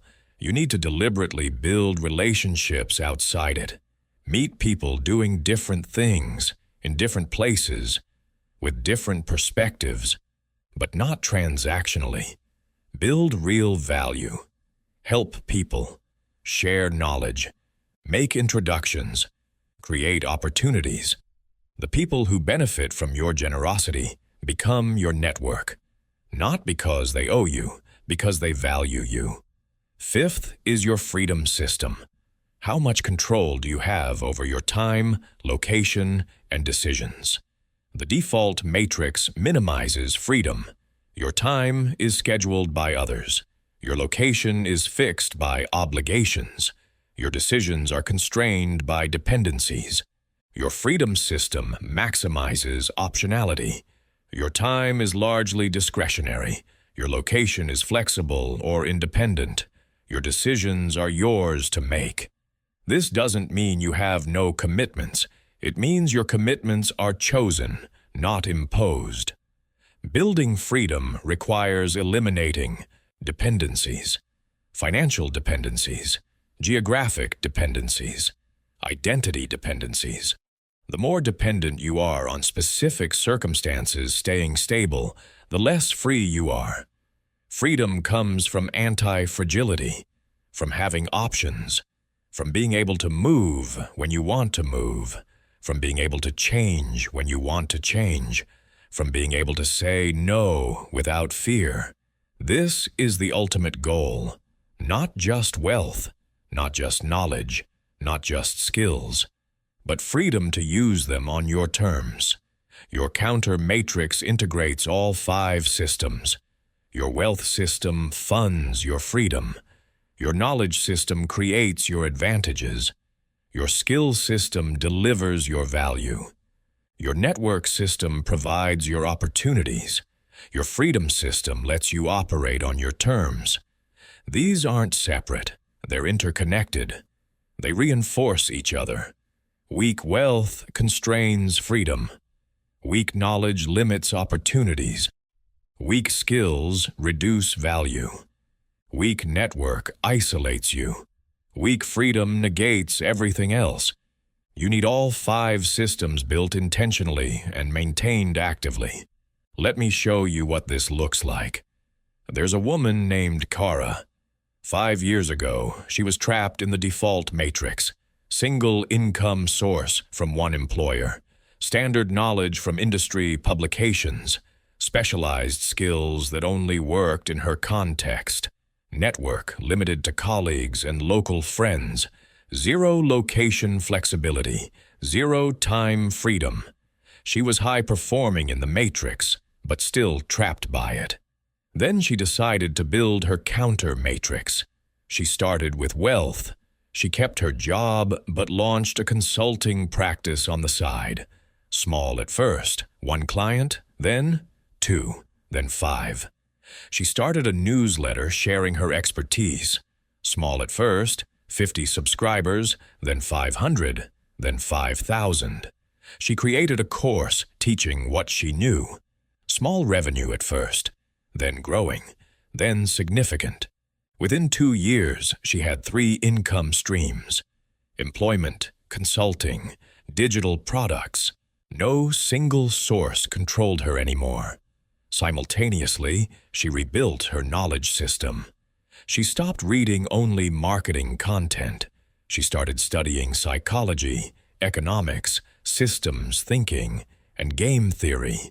She developed frameworks for integrating these fields. She could see patterns other marketers missed because she was thinking with different tools. This made her consulting more valuable, her newsletter more insightful, her course more transformative. Knowledge asymmetry created value asymmetry. She expanded her skill focus. Instead of just being good at marketing tactics, she developed strategic communication, business model design, and client psychology. These skills applied everywhere, any industry, any context, any market. She became portable. If her industry died tomorrow, she could shift to another one. Her skills weren't tied to specific platforms or tools. They were principle-based, timeless, transferable. She built her network intentionally. She started attending events, outside marketing, technology conferences, entrepreneurship meetups, investment groups. She met people doing completely different things.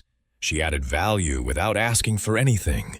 She made introductions. She shared insights. She helped solve problems. Her network became diverse and deep. When opportunities appeared, she had people in position to help. When she needed resources, she had relationships to activate. Finally, she built freedom systematically. As her income diversified, she negotiated remote work, then part-time employment, then full independence. As her skills became portable, her location became flexible. She moved to a lower-cost city, then a different country, then became fully nomadic for a while. As her dependencies decreased, her choices increased. She could take 6 months off if she wanted. She could pursue projects for learning instead of money. She could say no to opportunities that didn't fit. She had built freedom. 5 years later, Kara operates in a completely different reality than her former colleagues. They're still in the default matrix, trading time for money, dependent on one income source, stuck in one location, constrained by one identity. Kara is in her counter matrix, multiple income streams, location independent, time sovereign, continuously learning, strategically positioned. She's not working harder, she's playing a different game, a game she designed. On a board she controls, with rules that benefit her. This is what building your counter matrix looks like. It's not one big change, it's systematic reconstruction of how you operate. It's replacing every element of the default matrix with something you designed. It takes time, it takes discipline, it takes strategic thinking. But it's absolutely possible. And once you build it, you're operating in a different dimension. You're not competing with people in the default matrix anymore. You're playing an entirely different game. Start with one system. Usually wealth makes sense because it funds everything else. But if your knowledge is your biggest gap, start there. If your skills are obsolete, focus there first. If your network is weak, prioritize building it. If freedom is what you need most psychologically, structure everything to create it. There's no single right path, but there is a requirement. You have to actually build it. You can't just think about it. You can't just plan it. You have to systematically construct these systems while operating in the default matrix. This is the hardest part, building the new game while still playing the old one. But it's doable. Kara did it, Marcus did it, Jennifer did it, Rachel did it, David did it. Thousands of people who decided they were done being pieces on someone else's board have done it. You can too. Start today. Pick one system. Identify the first move, make it. Then keep building. System by system. Move by move.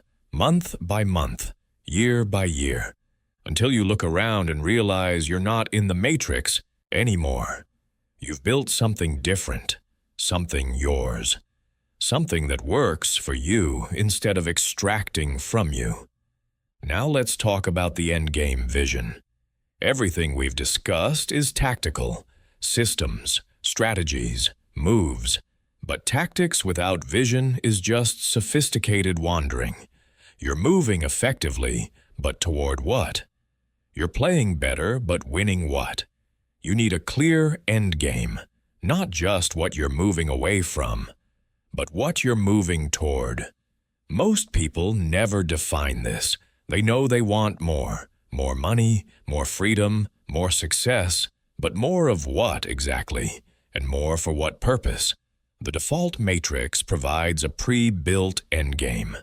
Climb the ladder, make good money, buy the house, start the family, retire comfortably, die peacefully.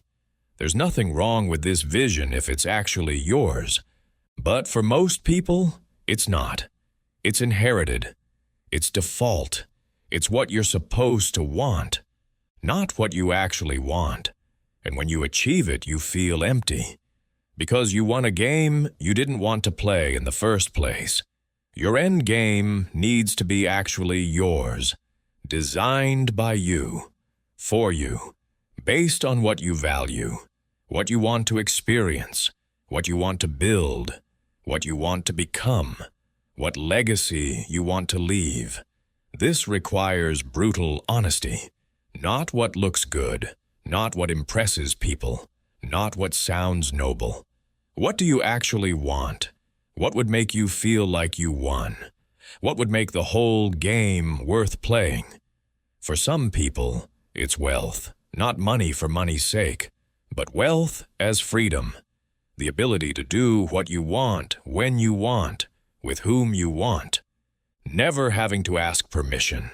Never having to compromise on values for income. Never having to trade time you don't want to trade. Wealth as sovereignty. If that's your end game, you need a specific number. How much is enough? What level of wealth creates the freedom you want? Without the number, you'll keep chasing more forever. With the number, you can actually design to hit it. For others, it's impact. Building something that matters, creating something that lasts, solving a problem that's important, contributing to something bigger than yourself, leaving the world different than you found it. If that's your end game, you need a specific vision. What impact? In what domain? For whom? Measured how?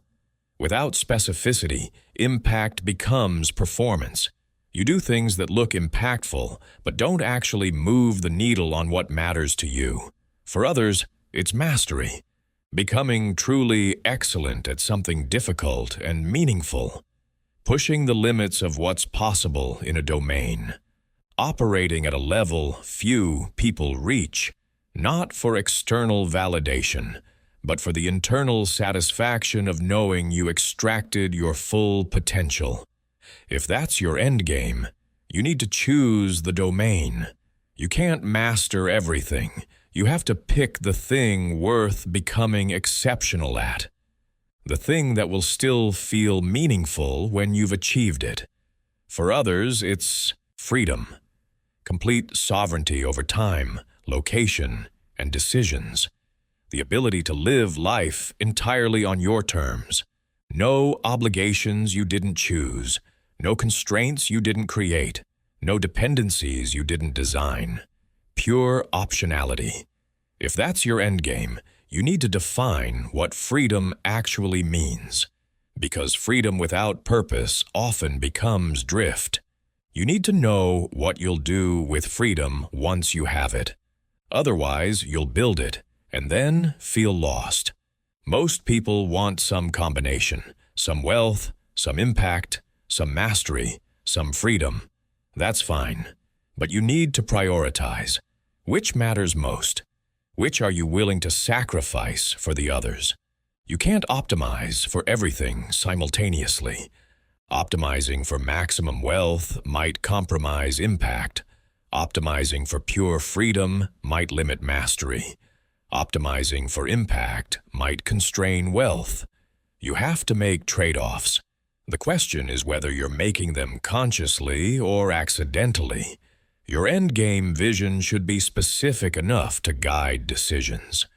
When you're choosing between opportunities, your vision tells you which one fits. When you're allocating time, your vision tells you what's important. When you're making trade-offs, your vision tells you what to prioritize. Without this clarity, every decision is a struggle. You're constantly second-guessing, constantly wondering if you made the right choice, constantly feeling like you should be doing something else. But with clarity, decisions become obvious.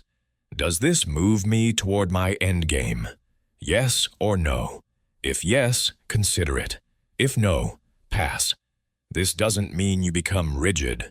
Your vision can evolve, but it should evolve through conscious choice, not drift. You should update your endgame because you've learned something new about what you value, not because you got distracted by something shiny. Let me tell you about Michael. He spent 20 years climbing the corporate ladder, made it to senior VP at a major company, great salary, great title, great respect from his industry. By every external measure, he won, but he felt hollow. He realized he had been playing someone else's endgame. He never wanted to be a senior executive. He wanted to be a teacher. He wanted to help people learn. He wanted to mentor and guide. But somewhere along the way, he got on the corporate path and never questioned it. At 50, Michael made a drastic change. He left the corporate world, took a massive pay cut, started teaching at a university. His former colleagues thought he lost his mind. His family was concerned. His friends didn't understand. But for the first time in decades, Michael felt alive because he was playing his own endgame, building toward something he actually valued, using his expertise to impact people instead of just using it to climb higher. Michael's story isn't about everyone becoming a teacher. It's about knowing your actual endgame before you spend decades building toward the wrong one. It's about having the clarity and courage to change direction when you realize you're on the wrong path. It's about defining success on your terms instead of accepting the default definition. Most people never do this. They achieve the default endgame and wonder why it feels empty. Or worse, they spend their whole lives working toward it and never achieve it. Either way, they lose. Because they were playing the wrong game. Your endgame should scare and excite you simultaneously. If it doesn't scare you, it's too small. You're playing safe. You're optimizing within the matrix instead of building outside it. If it doesn't excite you, it's not actually yours. You're still playing someone else's game. The sweet spot is a vision that feels almost impossible, but deeply meaningful. That stretches you, but aligns with your values. That requires years of strategic effort, but pays off in ways that matter to you. Take time to define this. Not what you think you should want, what you actually want. Not what impresses others, what fulfills you. Not what's realistic, what's meaningful. Write it down, make it specific, give yourself a timeline. This is your North Star. Every strategy, every tactic, every move, they all serve this endgame. Without it, you're just accumulating wins that don't add up to anything. With it, every win brings you closer to the life you actually want to live. Think about where you want to be in 10 years. Not in terms of job title or income level. In terms of how you want to spend your days, what you want to be building, what you want to be learning, who you want to be helping, where you want to be living, how much freedom you want to have, what level of mastery you want to achieve, what impact you want to make.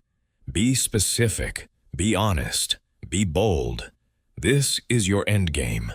Everything we've discussed is in service of helping you reach it. Finally, let's discuss maintaining strategic dominance. Getting to the 3% level is hard. Staying there is harder.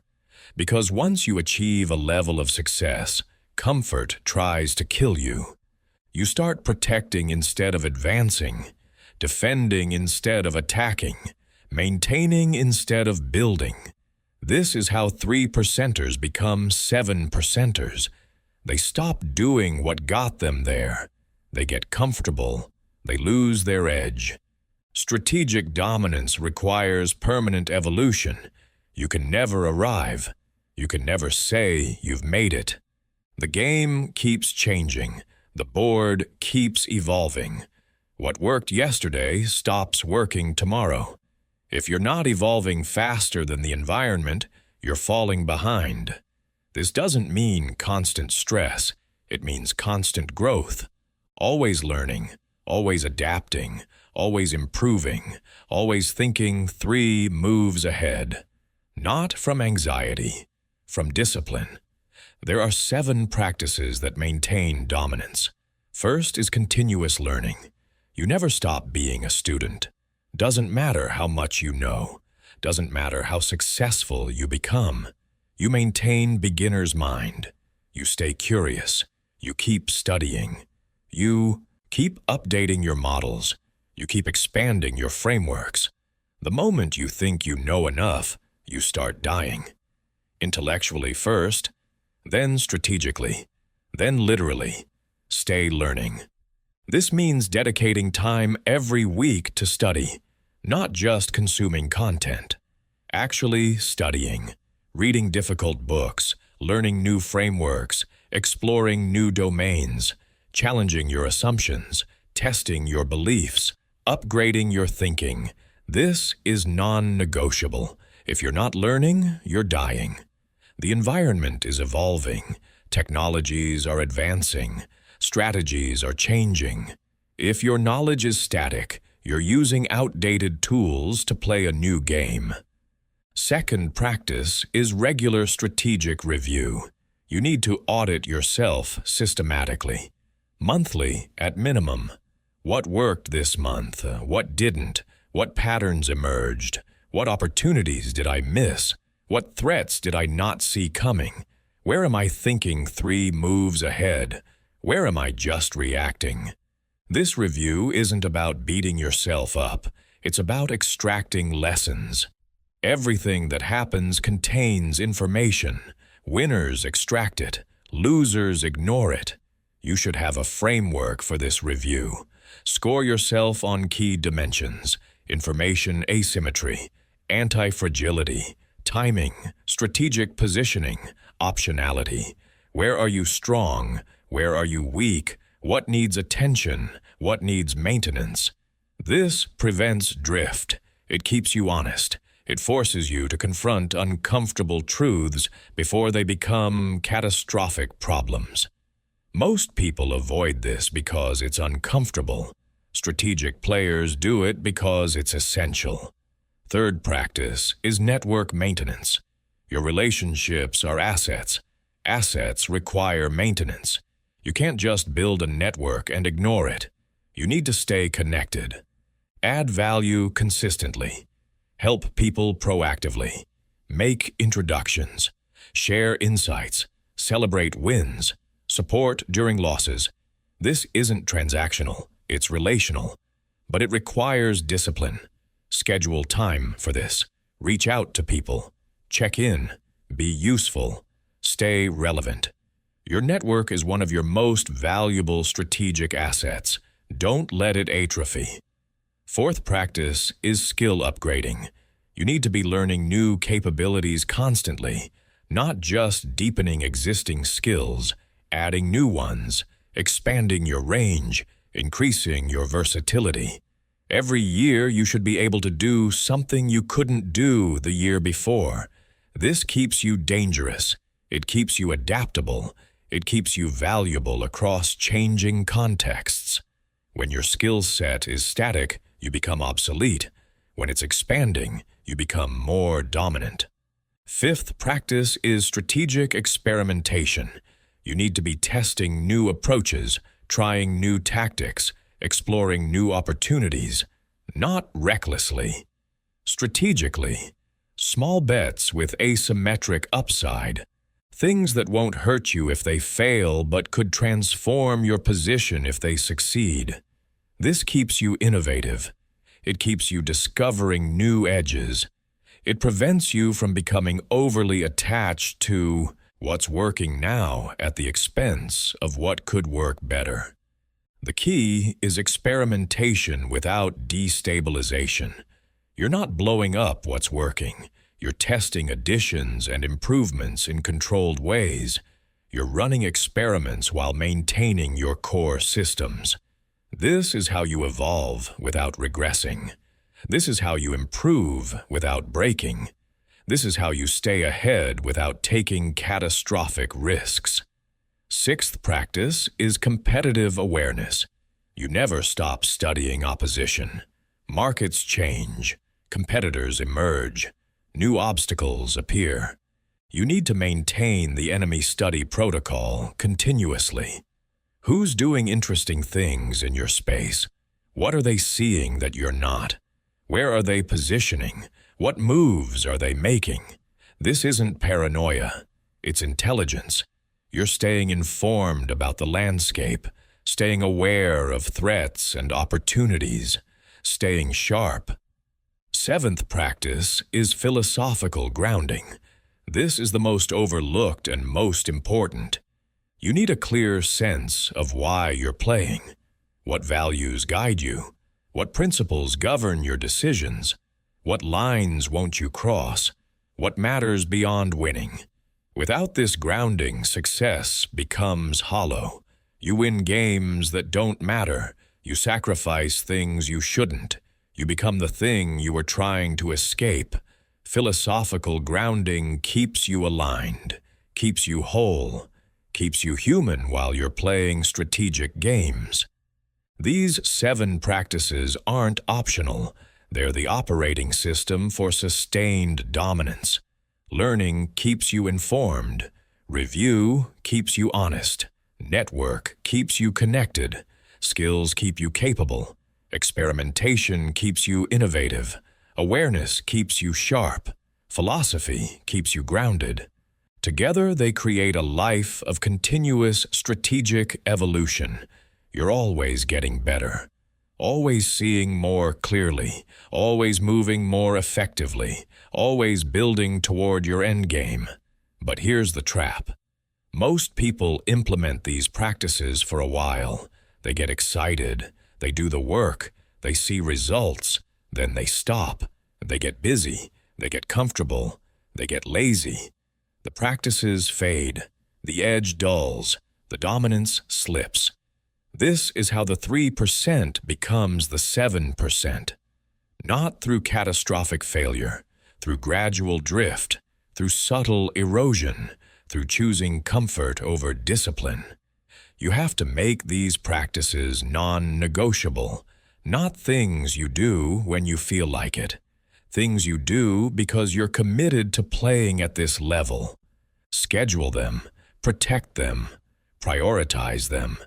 They're not extra, they're essential. They're the difference between maintaining dominance and losing it.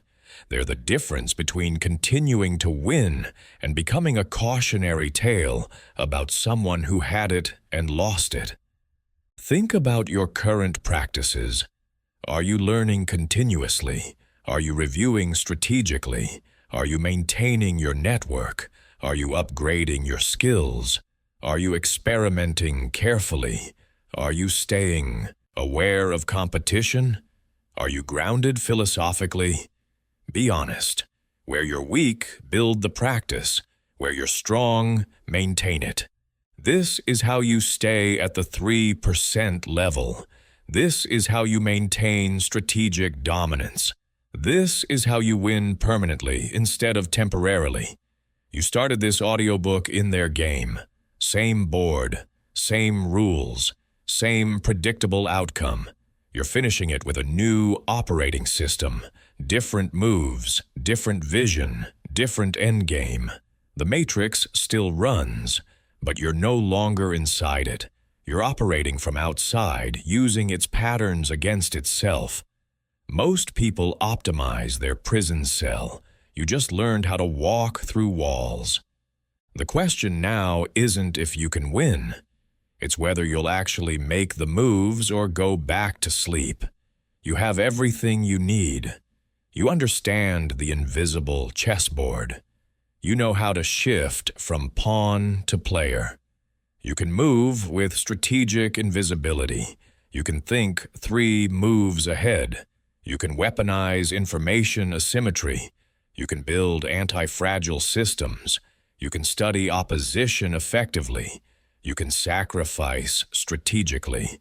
You can time your moves perfectly. You can build your counter matrix. You have your endgame vision. You know how to maintain dominance. The only question remaining is, will you do it? Will you actually implement what you've learned? Or will you treat this like every other piece of content you've consumed? Interesting ideas, good intentions, no execution. The Matrix is betting you won't change. It's betting you'll go back to normal. It's betting you'll forget this within a week. It's betting you'll choose comfort over transformation. It's betting you'll stay in the game. Prove it wrong. Start today. Pick one principle from this audiobook. Implement it. Not perfectly. Just start. Build one element of your counter matrix. Make one strategic sacrifice. Develop one piece of information asymmetry. Study one competitor. Time one move perfectly. Build one anti-fragile system. Think 3 moves ahead on one decision. Just start. Then keep going. Principle by principle. System by system. Move by move. Until you're operating in a completely different reality. One truth remains. The system needs you compliant. Strategy makes you dangerous. You're now dangerous. The knowledge is in your head. The frameworks are available. The practices are clear. The only thing between you and total strategic freedom is execution. So execute. Move like a player, not a pawn. Build like a strategist, not a worker. Think like someone playing their own game, not someone playing in someone else's. Welcome to the other side. Now play like it.